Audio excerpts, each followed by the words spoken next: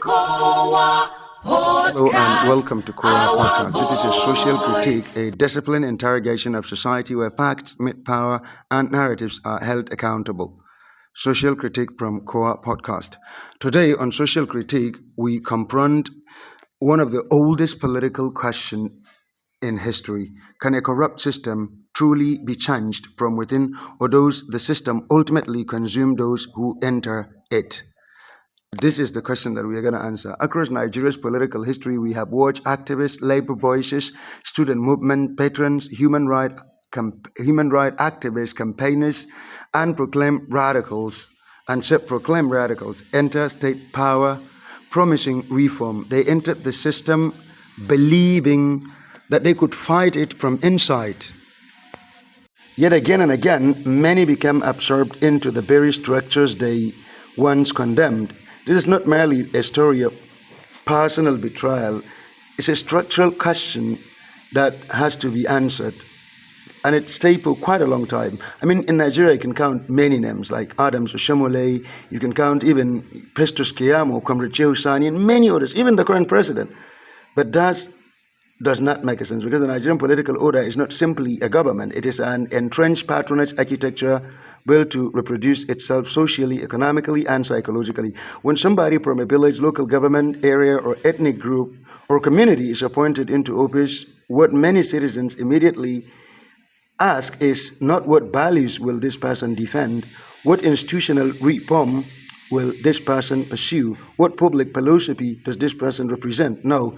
Instead, the expectation becomes, he is our person, she's from our side, he must bring something back home. And so politics becomes less about transformation, more about distribution, but distribution in a corrupt and inefficient way. And this is not just the society pop up and find itself in that position. The very politicians are the ones who planted the system and trained the society to live like that. And the politician is expected to return with contracts, cash, appointments, papers, and patronage. Even the four became trapped inside this political logic that he was trained to, because they are naturally corrupt, but because decades of deprivation have reduced citizens into survival bargaining. I mean, Nigerian citizens are not naturally corrupt, but they have been trained to adapt to that system by punishing them with deprivation and weaponization of poverty. And this is how the system produces itself. The reformer enters the machine hoping to change it, but the machine already understands him better than he understands the machine. It pressures him economically, politically, socially, and culturally until reforms becomes an adaptation.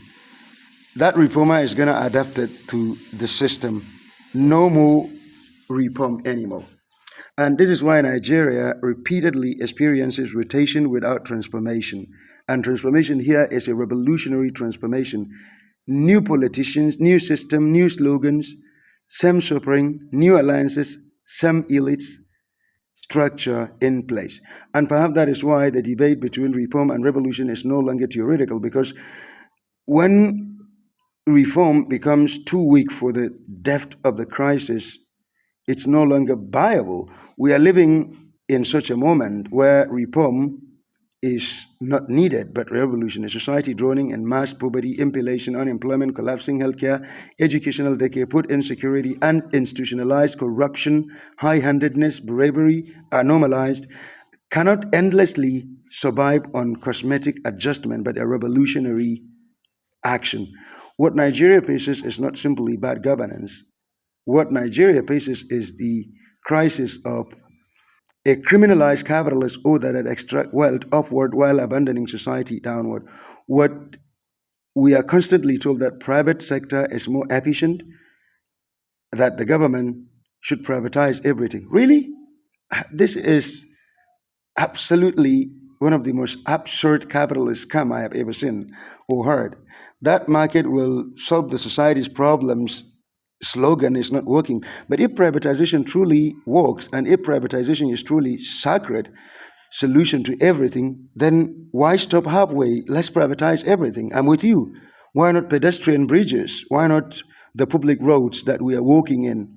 entirely privatized. And why not even privatize the air we are breathing? And yet the same defenders of privatization, the same market fundamentalists that took market as religion, and that is a sacred, that it should be allowed to dictate anything. Whenever we talk about national development, they will talk about the market forces.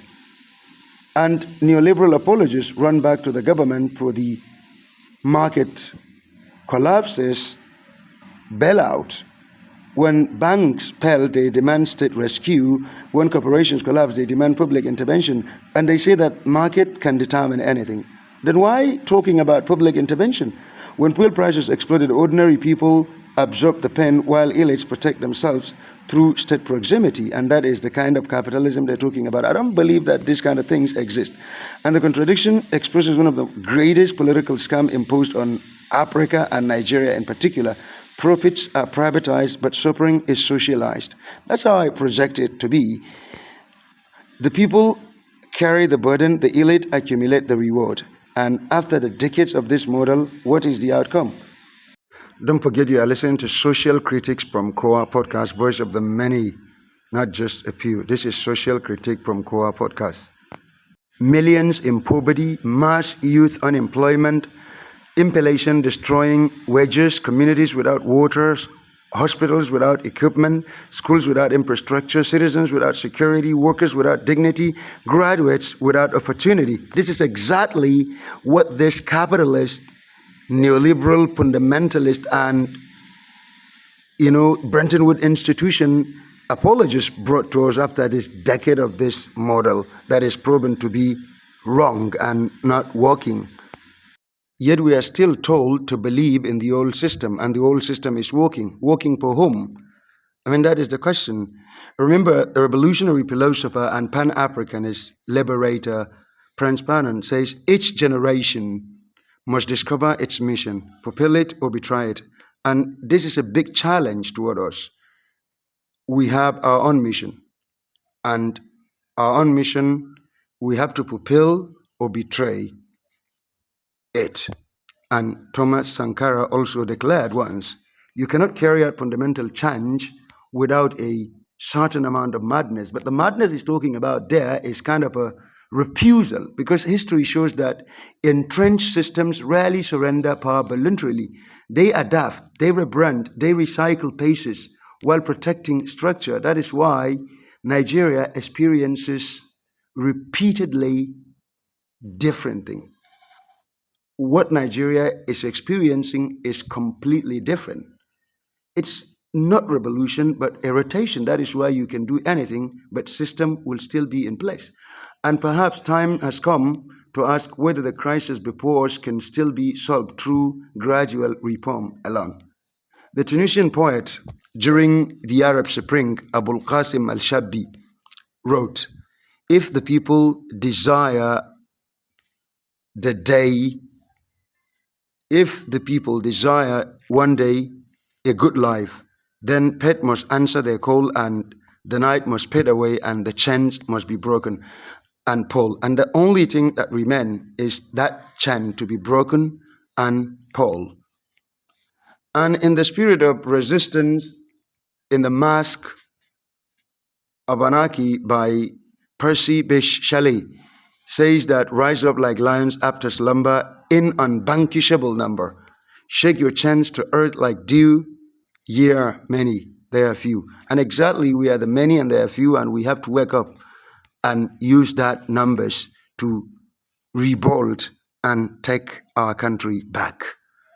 Because ultimately, the question before Nigeria is no longer whether individuals can enter the system. The real question is whether society itself is prepared to confront the structures that continue to reproducing inequality, dependency, and elite domination under different names.